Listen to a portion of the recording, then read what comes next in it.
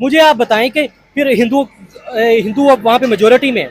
अगर तो ये कह रहे थे कि नहीं इकट्ठे नहीं रह सकते, तो अब तो जुल्म होना चाहिए, मुसलमान तो खत्म होने जाने चाहिए। इंडिया में पाकिस्तान से ज्यादा मुसलमान है, कैसे रह रहे हैं वो? और कभी उन्होंने कहा हो कि पाकिस्तान आके हमें बचा लो, हम मर रहे हैं, हमारे साथ जुल्म हो रहा है, हमारे साथ गलत हो रहा है? नहीं, उल्टा वो जुर्रत से बात करते हैं। सर, हमारी तरह बुज़दिल लोग नहीं है। वो मुद्दा था यार, अपना पहले हक तो हासिल कर लो, अपने पॉलिटिशियंस के खिलाफ तो बोलो। बड़ी अच्छी बात की आपने कि वहाँ का मुसलमान देखे खुल के बात करता है। एग्जैक्टली। तो यहाँ पर आपने कोई देखा कि यहाँ का हिंदू कोई खुल के बात कर सकता हो? इसमें जरूरत है या हम बोलने देते हैं यहाँ पर हिंदू को?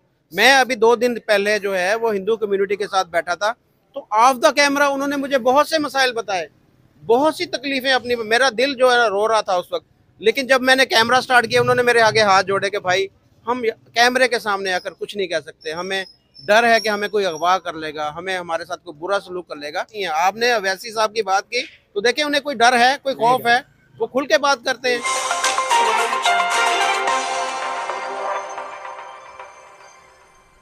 नमस्कार दोस्तों, A1 न्यूज में आपका स्वागत है। तो आज हम एक और धमाकेदार न्यूज के साथ। जी हाँ दोस्तों, आप इस वीडियो में देख पाओगे एक पढ़े लिखे पाकिस्तानी का हॉनेस्ट इंटरव्यू, जिसमें उन्होंने बताया है कि पाकिस्तान में किस तरह से हिंदुओं के ऊपर अत्याचार किया जाता है। वो पाकिस्तान में खुलेआम बात भी नहीं कर सकते, इतने गंदे तरीके की हालातों से गुजरना पड़ रहा है। पाकिस्तान के हिंदुओं के ऊपर इतने अत्याचार किए जाते हैं, कितने बुरी तरह से उनके ऊपर हमले किए जाते हैं, इसका जिक्र इस वीडियो में बताया गया है दोस्तों।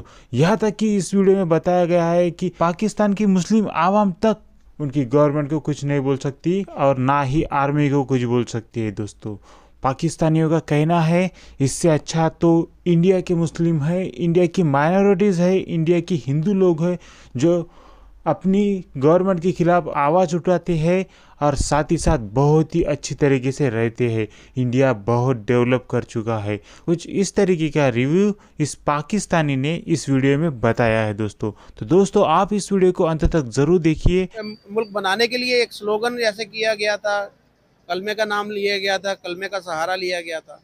सर देखें, पहले तो दो कौमी नज़रिया, यानी कि दो डिफरेंट कौमें आबाद हैं। आपकी बात से मैं सहमत हूँ कि पहले इतनी कुछ खास लड़ाइयाँ नहीं होती थी, थोड़ी बहुत आम, वो तो अब मुसलमानों में भी हो जाती हैं। पाकिस्तान में मुसलमानों के साथ भी हो रही हैं उस तरह की झड़पों से मेरा वो मतलब नहीं था कि बड़े बड़े दंगे या लड़ाइयाँ हो रही हैं। ठीक है, सबसे पहली बात मैं क्लियर कर दूँ कि पाकिस्तान बनने से पहले, पार्टीशन से बनने से पहले इतनी खास कोई लड़ाई नहीं होती थी। आपस में इकट्ठे रहते थे, इकट्ठे खाते थे, पीते थे।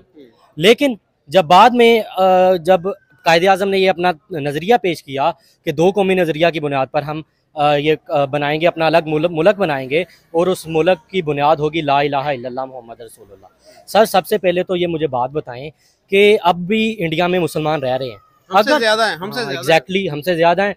तो अगर तो ये दो कौमी नज़रिया पर बनाया गया था और ये तस्वुर दिया गया था कि ये इकट्ठे नहीं रह सकते, तो वो क्यों रह रहे हैं? हाँ, तो ये मेरा उन लोगों से क्वेश्चन है कि वो अब तक क्यों रह रहे हैं और उनको सब सहूलियात मिल रही हैं।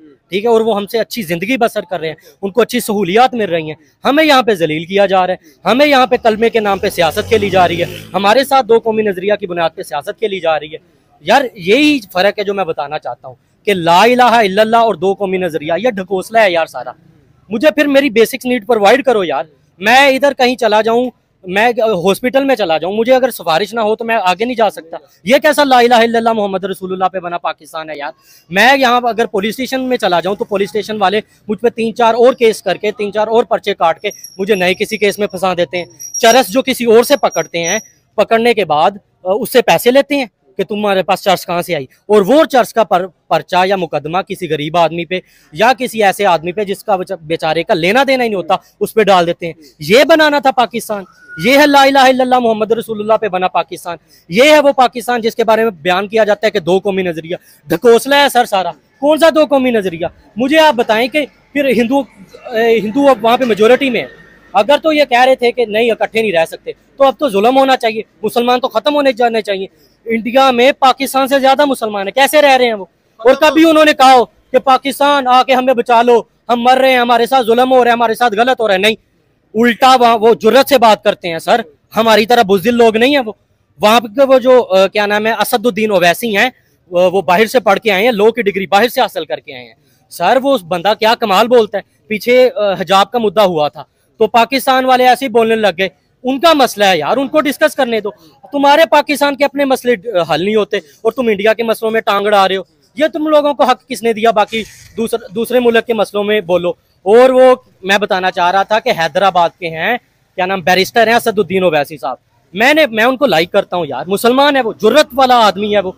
मुझे पाकिस्तानी पॉलिटिक्स से ज्यादा, पॉलिटिशियन से ज्यादा, पॉलिटिक्स से ज्यादा इंडियन पॉलिटिक्स या Indian politician, Indian Muslim politician या हिंदू भी कुछ हैं, वो ज्यादा अच्छे लगते हैं। ये डरपोक लोग हैं सर, वो ये निकलते नहीं है बाहर। वो बंदा सड़क पे खड़ा होके असदुद्दीन ओवैसी उनके साथ ललकारता है, लड़ाई करता है पुलिस वालों के साथ। सर यहाँ कौन निकलता है भाई? उस बंदे ने ना हिजाब के मुद्दे पे पाकिस्तान को कह दिया कि भाड़ में जाए पाकिस्तान, अपने काम से काम रखे। मैंने ना वो स्टेटस नहीं, मैं वैसे उसके स्टेटस लगाता रहता हूँ असदुद्दीन ओवैसी के। अक्सर आपकी अदालत उनका प्रोग्राम होता है, उसमें क्वेश्चन हुए कि हर मुसलमान दहशतगर्द क्यों होता है या इस तरह के। सर मैं लाइक करता हूँ उसके, लगा देता हूँ स्टेटस।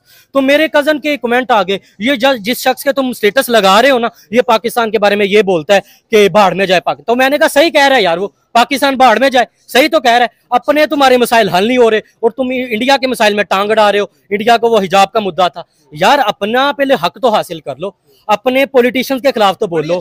बड़ी अच्छी बात की आपने कि वहाँ का मुसलमान देखे खुल के बात करता है। एग्जैक्टली। तो यहाँ पर आपने कोई देखा कि यहाँ का हिंदू कोई खुल के बात कर सकता हो? इसमें जरूरत है या हम बोलने देते हैं यहाँ पर हिंदू को?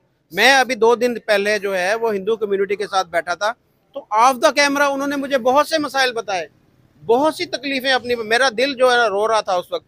लेकिन जब मैंने कैमरा स्टार्ट किया, उन्होंने मेरे आगे हाथ जोड़े कि भाई हम कैमरे के सामने आकर कुछ नहीं कह सकते, हमें डर है कि हमें कोई अगवा कर लेगा, हमें हमारे साथ कोई बुरा सलूक कर लेगा। तो हमारे मुल्क का तो ये हाल है कि हम अपनी अकलीतों के साथ क्या सलूक करें, और उन्हें बोलने का हक भी नहीं है। आपने अवैसी साहब की बात की तो देखिए, उन्हें कोई डर है, कोई खौफ है, वो खुल के बात करते हैं।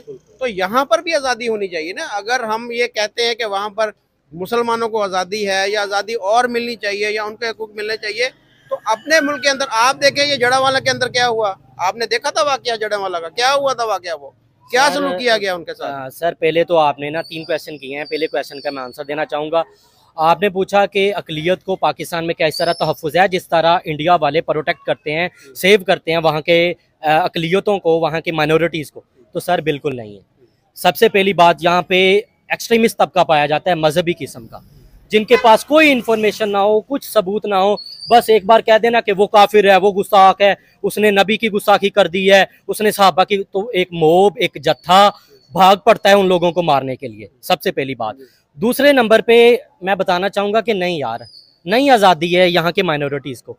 आपके साथ अभी आपने ये अपना पर्सनल एक्सपीरियंस बताया, चलो मुझे तो आप गलत कह सकते हैं, आपको तो नहीं ना गलत कह सकते। आप उनका इंटरव्यू लेते हैं जाके, ऑफ द कैमरा वो आपसे बातें करते होंगे, यार हमारे साथ ये जुल्म हो रहा है, हमारे साथ ये गलत हो रहा है, हम यहाँ पे प्रॉपर सर्वाइव नहीं कर सकते, हम प्रॉपर यहाँ पे ग्रोथ नहीं कर सकते, हमें हमारे मजहब की बिना पर जज किया जाता है। ठीक है, लेकिन इंडिया में ऐसा नहीं है, वहां पे मजहब की बिना पे जज नहीं किया जाता।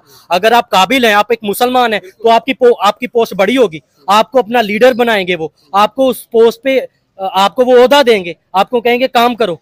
ये चीज है फर्क। ऑफ द कैमरा आप बात करते हैं तो वो आपको सारे दुख तकलीफें परेशानी बताई जाएंगी इस मुल्क में, पाकिस्तान में जो पाकिस्तान की माइनॉरिटीज फेस कर रहे हैं। लेकिन जब आप कहेंगे कि यही कैमरे के सामने बोल दो, तो वो कहेगा यार ऐसा ना करो, मेरी जान का खतरा है। कोई भी एक्सट्रीमिस्ट उठ के, सहाबा का कोई सो कॉल्ड आशिक, कोई नबी का सो कॉल्ड आशिक उठ के मुझे गोली मार देगा, कोई मोहबूब मुझ पे आके हावी हो जाएगी। क्वेश्चन 1 हो गया कंप्लीट। क्वेश्चन नंबर 2, आपने असदुद्दीन ओवैसी के बारे में पूछा।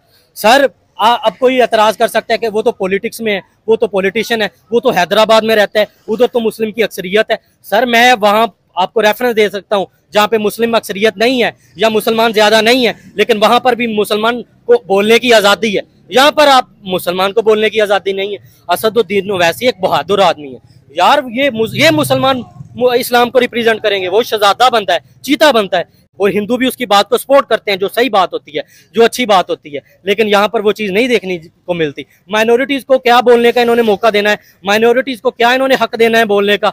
यार ये मुसलमानों का नहीं बोलने देते। सियासी इख्तलाफात की बुनियाद पर, मजहबी इख्तलाफात तो साइड पे रह गए, सियासी इख्तलाफात की बुनियाद पर और इसके बाद ये जो मसलक के इख्तलाफ होते थे उनकी बुनियाद पर कत्ल कर दिया जाता है। तीसरा क्वेश्चन, जड़ावाला के बारे में इन्होंने पूछा। यार जड़ावाला के 2 वाक़े मैं एक्सप्लेन करना चाहूंगा। इन्होंने सिर्फ पूछा वो जो ईसाइयों के साथ गलत हुआ। सबसे पहले मैं पूछना चाहता हूं कि वो जो मोब थी, वो जो जत्था था जिन्होंने जाके उन ईसाइयों के घर तोड़े और उसके बाद उनके जो इबादत गाहें थी उनको तोड़ा, उनको इन्फॉर्मेशन किसने दी?